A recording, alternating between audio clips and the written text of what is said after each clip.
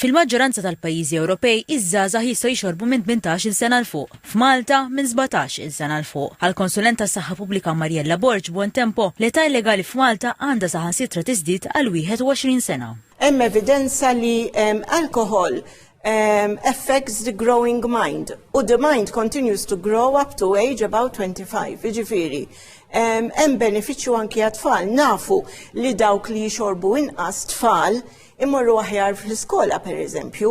Fil-programm Insights fuq TVN Plus, Dr. Borġ Buontempo italfema li anke l-prezzijiet tax-xorb għandhom jiżdiedu sabiex ikun inqas aċċessibbli għaż-żgħażagħ. Spjegat li kull sena jitlu l-emerġenza aktar minn 2000 persuna għax ikunu spiċċaw f'sakra ma tarax art. Ġifieri jew kunu sabuhom fit-triq Paċeville u joħduhom l-isptar l-emerġenza. Minn dawn at least 300 jidħlu l-isptar, ikunu admitted to a bed.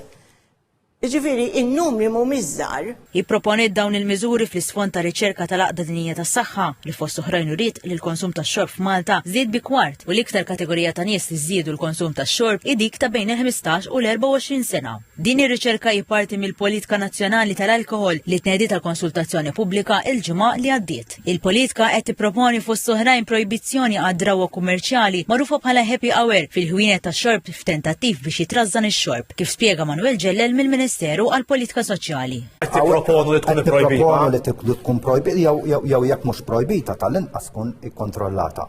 Miżuri bħal daw għandhom jiġu skoraġġuti. Dawk huma miżuri fil-fatt jippromovu din in-normalizzazzjoni tal-użu ta' sustanzi.